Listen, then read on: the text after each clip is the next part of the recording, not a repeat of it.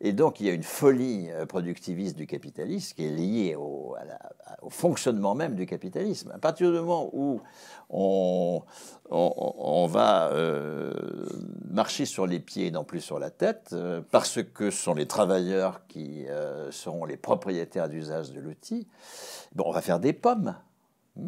Et une pomme, ça a la valeur nutritive de 30 pseudo-pommes achetées. Aujourd'hui sur le marché capitaliste. Donc, au lieu de produire 30 pommes, on va en produire une. Ouais. Donc, on va effectivement décroître en termes de quantité de marchandises, mais on aura cru en valeur parce que pour faire une pomme, il faut plus de travail que pour en faire 30 fausses. Ouais, d'accord. Ok. Et donc, il n'y a pas de...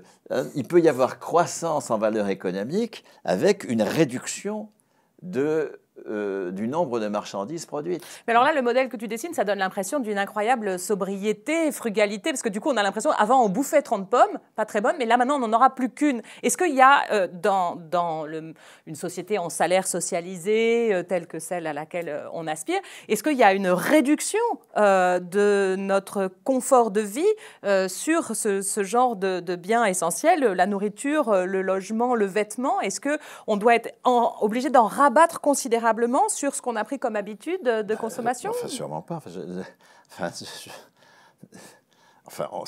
Enfin, manger des pommes, c'est quand même pas mal. Des vraies pommes, ouais. Ne pas se faire C'était sur la question de la quantité, c'est qu'on a l'impression que tout à coup, on a vachement moins de choses à bouffer, quoi. Tu vois, en quantité. Écoute, juste. on produit, je parle derrière des experts, moi je ne suis pas du tout un expert de la chose, mais on produit de quoi nourrir 12 milliards de personnes. Et il y a pourtant 1 milliard de personnes qui ont faim, alors qu'on n'est que 8 milliards. Donc, il vaut mieux moins de pommes.